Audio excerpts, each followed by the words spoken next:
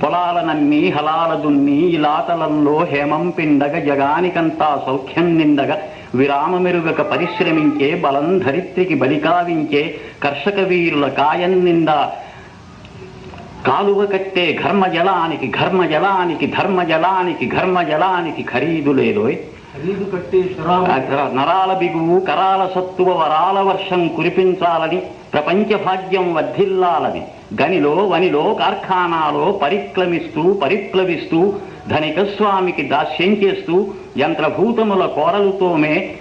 కార్మిక వీరుల కన్నుల నిండా కనకన మండే గలగల తొనకే విలాపాగ్నులకు విషారాశులకు ఖరీదు కట్టే శరాబు లేదోయ్.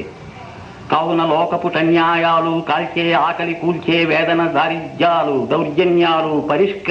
బహిష్కరించే బాటలు తీస్తూ పాటలు రాస్తూ నాలో కదిలే నవ్య కవిత్వం కార్మికలోకపు కళ్యాణానికి శ్రామికలోకపు సౌభాగ్యానికి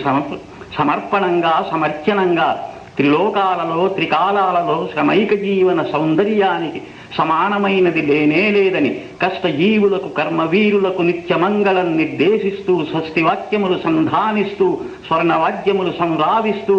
యథార్థ జీవిత యథార్థ దృశ్యం పునాదిగా ఇక జనించబోయే భావి వేదముల జీవనాదములు జగత్తుగంతా చవులిస్తానోయ్.